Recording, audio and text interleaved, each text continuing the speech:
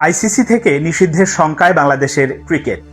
বিসিবির সর্বশেষ নির্বাচন নিয়ে জাতীয় ক্রীড়া পরিষদ যে তদন্ত কমিটি গঠন করেছে, সেই কমিটির প্রেক্ষিতে সংবাদ বিজ্ঞপ্তি দিয়ে এমন শঙ্কার কথা জানিয়েছে বাংলাদেশ ক্রিকেট বোর্ড। কিন্তু সত্যি সত্যি কি নিষিদ্ধ হতে পারে বাংলাদেশ ক্রিকেট বোর্ড? এটা নিয়ে একটু কথা বলার চেষ্টা করব, আশা করি শুনবেন। প্রথমেই বলি, এই মুহূর্তে যে প্রেস রিলিজটার কথা বললাম, এই প্রেস রিলিজের কারণে কিন্তু একেবারে মুখোমুখি অবস্থানে চলে গেছে বাংলাদেশ ক্রিকেট বোর্ড এবং জাতীয় ক্রীড়া পরিষদ।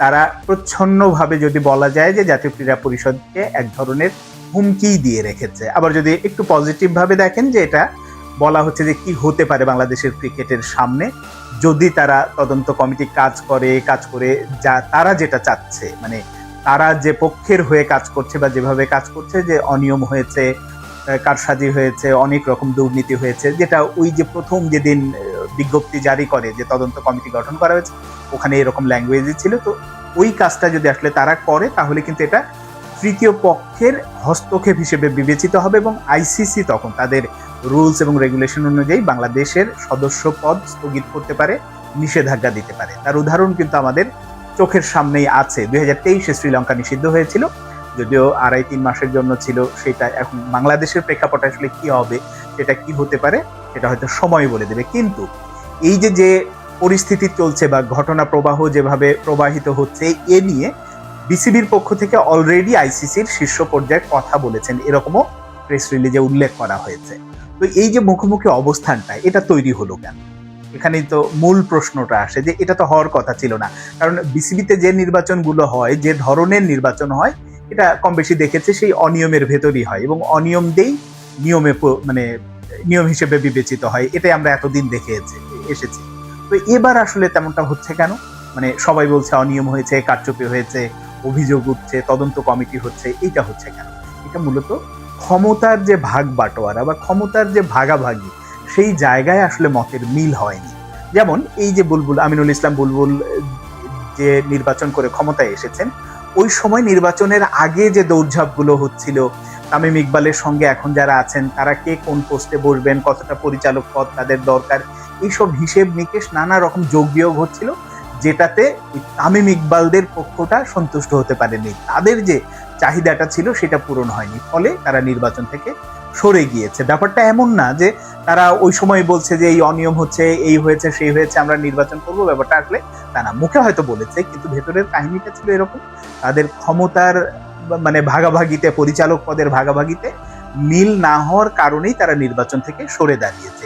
যদি আবার তাদের মতের মতোই হতো, তারা যেটা চাচ্ছিল সেই চাহিদা মতোই সবকিছু হতো, তাহলে কিন্তু আবার এই যে এত অনিয়ম হয়েছে, কোন কাউন্সিলর, কোন মানে নেতা এসেছে, এত কিছু নিয়ে কথা হতো না। এটাই আবার তখন সবকিছু মানে ঠিকঠাক হয়ে যেত, এ নিয়ে কোনো প্রশ্নই উঠতো না। কিন্তু যখন ক্ষমতার বাইরে তারা চলে গেছে, এখন সরকারও পরিবর্তন হয়েছে, এখন তাদের মনে হচ্ছে যে না, আসলে আমাদের ক্ষমতায় যাওয়া দরকার, ক্ষমতায় বসা দরকার দেশের ক্রিকেটের উন্নয়নের জন্য।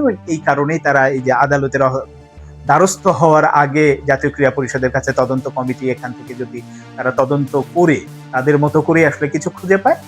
অনিয়ম হয়েছে, আমি সেটা অস্বীকার করছি না, কিন্তু এই অনিয়ম বরাবরই হয়েছে, আমি বলছি। কিন্তু এই যে ক্ষমতার ভাগাভাগিতে দিন শেষে ক্ষতিগ্রস্ত হচ্ছে কে? ক্রিকেটই তো। যদি নিষিদ্ধ হয়, সেটা ক্ষতি হবে কার? আমিনুল ইসলাম বুলবুলের হবে, তামিম ইকবালের হবে? কারোরই হবে না, হবে হচ্ছে বাংলাদেশের ক্রিকেট ক্ষতিগ্রস্ত। তাহলে এই ক্ষমতার ভাগাভাগিতে শুধুমাত্র নিজেদের স্বার্থই তারা দেখছে, অন্য কোনো স্বার্থ, ক্রিকেটের স্বার্থ দেখছে না। তামিম ইকবালের সঙ্গে যারা আছেন, যদি ফাহিম সিনহার কথা বলি, লোকমান হোসেন ভূঁইয়ার কথা বলি, দেবব্রত পালের কথা বলি, এরকম 2-3 জনের কথাই যদি আমি উল্লেখ করি, তারা তো সেই নাজমুল হাসান পাপন থেকে শুরু করে সর্বশেষ বোর্ডের পর্যন্ত বিভিন্নভাবে মধু খেয়েছেন, সুবিধা নিয়েছেন, তাদের বিরুদ্ধে অনিয়মের অভিযোগ আছে, নানান রকম দুর্নীতির অভিযোগ আছে, দুদক থেকে অভিযোগ পর্যন্ত আছে ফাহিম সিনহার বিরুদ্ধে। তো এই যখন অবস্থা চলে, নিজেদের স্বার্থ যখন হানি হচ্ছে, নিজেরা যখন ওই স্বার্থের কাছাকাছি, ক্ষমতার কাছাকাছি যেতে পারছেন না, তখন তারা অনেক বেশি সাহসী হচ্ছেন, বিপ্লবী হচ্ছেন। কিন্তু দিন শেষে আর যাই হোক, যদি এই অবস্থা চলতে থাকে, তদন্ত কমিটি গঠন করলো, তদন্তে তারা সবকিছু অনিয়ম, দুর্নীতি সবকিছু খুঁজে পেল, আবার এই পক্ষ আইসিসি কে জানালো, আইসিসি নিষিদ্ধ করলো, তাহলে কি হচ্ছে? শুধুমাত্র ক্ষমতার ভাগাভাগিতে, ক্ষমতার ভাগ বাটোয়ারাতে হেরে যাবে বাংলাদেশের ক্রিকেট, নিষিদ্ধ হবে বাংলাদেশের ক্রিকেট, যেটা ক্রিকেট প্রেমী হিসাবে বা সাধারণ মানুষ হিসেবে বাংলাদেশ এটা কখনোই কল্পনা করে না, যেটা শুধুমাত্র দুই পক্ষের ক্ষমতার ভাগাভাগিতে শেষ পর্যন্ত ক্ষতিগ্রস্ত হবে বাংলাদেশের ক্রিকেট।